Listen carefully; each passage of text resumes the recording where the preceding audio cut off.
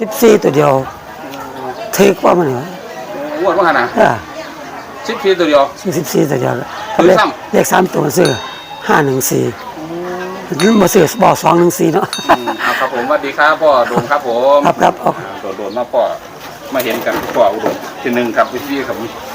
มาอยู่เป็นประจำแต่ว่าคุณพ่อจะคนไปอยู่ไสนำหาบ่พ่อเป็นยังไงก็พ่องวดที่แล้วได้14ตัวเดียวซื้อบ่ครับว่าพอซื้อบ่ครับซื้อ14ตัวเดียวว่าซื้อ14ตัวเดียวถือความมันบ่กัดซ้ำบ่ครับบาดงวดที่ผ่านมาคุณพ่อได้14ไม่ต้องกลับงวดนี้เป็นยังไงพ่อฝันยังไงคือว่าไปนอนที่ไสฝันอีหยังซื้อเลขแล้วซื้อเลขแล้วซื้อจังมื้อนี้เนาะครับมื้อแรกเราไปนอนฝันว่าได้ปลาเขาใหญ่ตัวใหญ่แล้วตัวน้อยตัวใหญ่อีหลีสองเขาใหญ่ตัวใหญ่อีหลีใหญ่อีหลีมันฝันได้ปลาว่าได้ปลาเขาใหญ่ว่าไปตึกแห่ติดบ่ก็ได้จับเอาซื่อแล้วมันโศกเนาะเขามันโศกว่าปลาต้องไม่เห็นจับซื่อนี่มาเห็นตัวใหญ่ดินคู่แล้วดินแล้วก็ฝันมันดินเลยเนาะดินเบิ่นไปดินครับ4ตัวว่ะพอเขาใหญ่ไปตัวใหญ่ก็เลี้ยวซ้ำหลีแข้งเลยเนาะความฝันมาเลยก็คิดว่ามันถือเลขอะไรสินะวะถือเลขอะไรวะดิซื้อเลข8778ตัวที่ซื้อไว้นะครับพ่อไปเสี่ยงอันนี้เราไปใส่หัวปนวนกับ8558 2ตัวนั่นแหละซื้อเลข3ตัวไว้ซื้อเลข3ตัวไว้ซื้อวันซื้อ2ตัวซื้อ2ตัวตัวไหนพ่อซื้อ78878558เท่านั้นแล้วอันนี้ฝันดีเลยฝันดีเราต้องขึ้นมาแต่แล้วก็ฝันว่าได้ปลาตัวใหญ่ถึงเลขมันได้เงินเลยครับผมเบิ่งแล้วบางด้าครับมันคันว่า85กับ8778นั่นแหละคันบ่แม่น2หางนี่ว่าติ2หางนี่ครับคิดว่าสิบ่แม่น78สิไปกับ858ละ2หางต้องถือบ่แม่นจะนึงเคยฝันมาเป็นจังได๋ครับก็สิฝันว่ามันออกวันเสาร์มั้ยครับมันเป็น6วันศุกร์7วันเสาร์มั้ยล่ะเฮ้ยมันต้องมี7แล้วว่ะบ่มี7ก็มี8ตัวโอ้ปลานี่ปลาคอใหญ่เนาะจักตัวบ่พ่อ4ตัวได้4ตัวหอกบ่เลยบ่หิวมาทั้ง2ข้างเนาะมื้อหอยเหงือกหิวบ่เลยหิวบ่เลยว่ะคิดว่าปลานี่บ่แก่กับ8นี่มันล่ะปลาหลังจากเอาเลขไปเสี่ยงแล้วแม่นซื้อยังมื้อนี้แล้วมื้อแรกมาไปเสี่ยงเลยแต่ครับเจ้าเมื่อไงเขาอยู่บรรพบุรุษไปบอกเขาบอกกันนี่ละบอกเลข174ละมาเราไปแรกมาเราทำไปฟันเที่ยวรถเจ้าของมันรถเราก็รถไถทะเบียนรถไถ74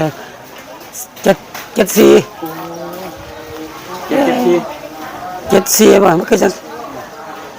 ไม่ได้เข้ากันเนาะเข้ากันพร้อมเรียกกันเรียกแน่นอนกัน74ให้สิจักแล้วผมนั่นล่ะเดี๋ยวรอ10อ่ะตั้งแต่ว่าเลขอยู่นี่เดี๋ยวเพิ่นให้มาตัวเดียวกันนั่นน่ะแต่ว่าคนนี้ของพ่อนี่เอาจำบ่ได้ตัวเลขเขียนไว้ก่อนตัวเลขก่อน78ครับพร้อมแล้วค่อยเงินแล้วก็อีกตัวนึงเป็นหยัง85 58นั่นครับพร้อม2หางตัวนี้2หางนั่นแหละแต่ว่าตัวฟันว่าจับปลาได้นี่ปลาคือ4ตัวกันพ่อมันเป็นเกิดว่าเป็น74ก็สิเป็น78ครับว่าโอ้ยคันว่าบ่เป็น74ก็สิเป็น78อันนี้ต้นเงินของเดือนเพ็ญนะคะของ7เดือนเด้อสาธุโอ้ยมันสิว่านับออกไปพอแล้วว่าสิดีๆมีหลายเด้7เดือนยางมากพอดีครับอยู่ที่ผมก็เลยคนที่ไปถวายต้นเงินนะครับนะป้าตัวอนุโมทนาสาธุกับ7เดือนเพิ่นปลานี่ครับว่ามัน84กับ87นั่นมี84น้ำขับอยู่ที่ผมเพราะว่าปลา4ตัวนะพ่อเนาะเขาก็เลขวัดเท่านี้ละนั่นว่าซั่น84เขาก็เลขวัดเขาก็เลขในหลวงรอ10เหลือ74ปีเด้ครับปลา4ตัวมีแต่ปลาช่อนนั่นมีแต่ปลาช่อนใหญ่เลยมีแต่ปลาคอใหญ่ล่ะ ครับผม เพราะฉันในความฝันเนี่ยว่าโอ้ย ตัว ซื้อไปแล้วดีใจเนาะ 4884นี่พ่อกันเอาไว้แต่ว่าตัวที่พ่อมากที่สุดคือตัวไหนพ่อ เนี่ย2ตัวนี่ละ 78กับ 48 85นี่ 48มาใส่ ฮะ 48มาใส่ 84นี่เด้ หันหลังมาใส่ เอ้าปลาซี่ตัว เพราะว่าปลาที่ตัวใส่จังบ่ พ่อได้ปลาซี่ตัวมัน นั่นแหละว่าล่ะมันก็จังว่าเอา48ใส่ เออแม่นว่าซั่นน่ะ คือบอก47ใส่เฮ็ดนำ ซี่เก็ต บอก47นี่เลขอันวัดเอายอกันบ่ล่ะ โอ้ซี่เก็ตนี่ติ 47 147นี่174 เอาซี่เก็ตบ่พ่อ เอา ซี่ 47 เก็ตกับซี่เก็ต เลข กัน นี้ นะ ครับผมเนาะ 47เป็นเลขบ้านพ่อเด้ ครับผมเลขที่บ้าน เลขบ้านพ่อแต่ว่า ตัวเน้นๆคือ78กับ58 78นั่นละเลขอ่ะ 78กับ58ตรงนี้วงผมไว้ให้คือตัวนี้คือตัวกัน4748เพราะว่า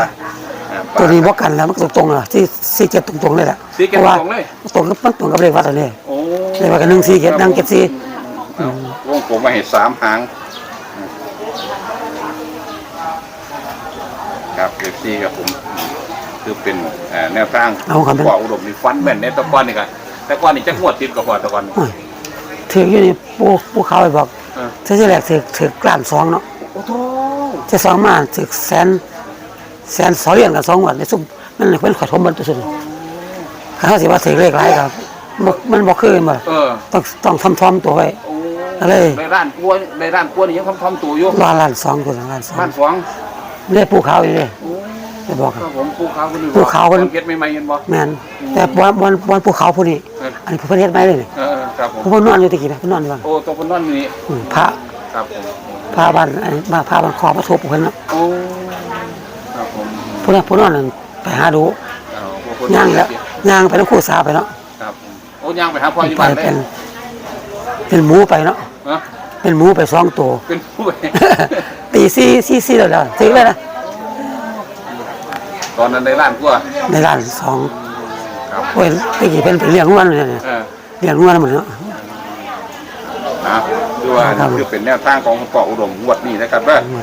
นี่ล่ะผู้นี้ล่ะครับได้เงินล้านครับที่ผมล้านแตกนะครับเนาะบ่อยากฝากจะบอกซื้อครับที่ผมยกคะแนนก่อน แม่นอันนั้นไว้ ครับ อันนั้นนั่นถึงหน่อยก็ว่าถึงหลายก็ว่าถึงหน่อยตัวนั้น ครับผม สิว่าถึงหลายสิว่าถึงหลายก็ไม่มาเขามาขาเฮาเนี่ย หาเอฟซีครับผม ขายากเลยแล้วคน เป็นเพียงแนวทางและความบันเทิงเท่านั้นนะครับนอกของคุณพ่ออุดมครับ เรามา หลังจาก เฮ็ดสิ คือได้ล้านแตกมาแล้วนะครับแล้วก็มาฝันตองวัดคือได้ปลา4ตัวนะครับมี4 7885เอานัก โอ้นักนี่ คิดว่านักรถนัก78นักรถ 78นักบด นัก โอ้ครับ คิดว่ามันเขาในความฝันเนี่ย ครับผมสารคิมีก็ขอบคุณคุณพ่อนะครับผมสวัสดีครับ สวัสดีครับเอาสาธุส่งมันนู่นแล้วส่งมันนะพอแล้ว